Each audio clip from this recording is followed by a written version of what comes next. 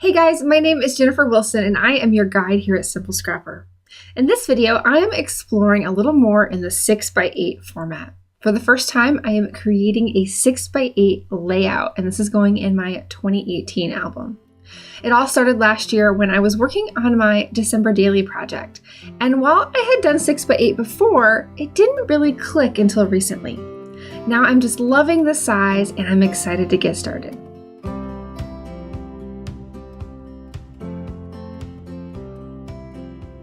My layout today was inspired by this page from Mandy Melville, who is our featured artist at Simple Scrapper in February.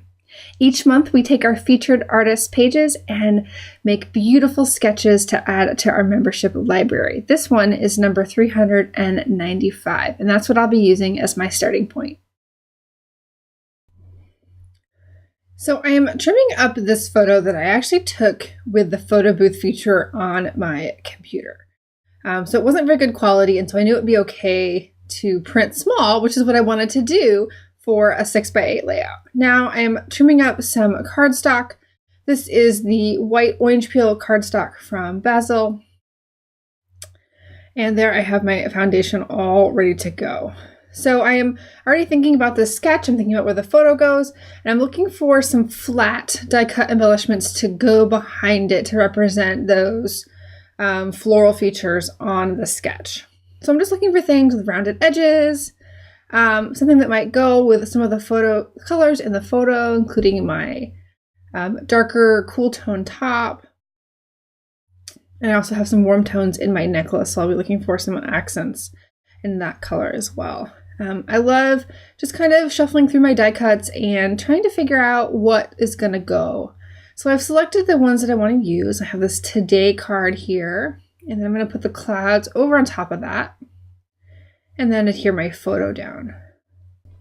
So I am adding in this word embellishment as part of my title, and then I have some Ellie Edwards letter stickers that I am adding in as well. I love having contrasting typefaces in my titles. I really just enjoy that look. Now I am browsing through some of my chipboard stickers, and what I'm looking for is one with an arrow pointed to the right. I'm only finding a couple of those. I do find another chipboard embellishment that I'm going to add above my photo real quick. And then I do find eventually the arrow that has a good sentiment that is pointing in the right direction. So at that point, I was really thinking about the design emphasis rather than the words, and I was just looking for something compatible because I had an idea of what I wanted there. Now I'm pulling apart some of these word strips, and I am going to trim it up and place it at the bottom. I got out my tiny attacher so that I could kind of add a little bit of more embellishment by stapling it on there. All right, so we've got that done. I'm really liking how it's looking, but I need some smaller embellishments. I pull out these asterisks in a variety of different colors. My necklace has a ton of different colors, so I'm just kind of trying to see what goes in with that. I am not strict about colors. I'm using my photos as inspiration for the colors. So now I'm just going to draw some lines for my journaling. I typically do that when I'm journaling directly on the background. I do them a little bit asymmetric, and there's some imperfections at the bottom, but oh well. And I add my journaling. I don't, some layouts have a lot of journaling and some just have a little. This particular size of layout landed well for just a sentiment that went with the story and overall purpose of the page.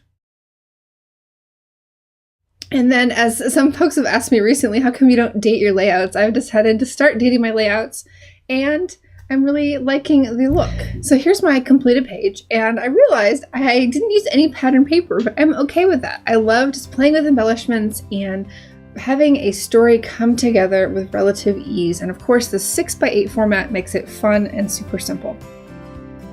So if you enjoyed this video, I'd love if you gave it a thumbs up and subscribe to my channel so you can be one of the first to know when I upload something new.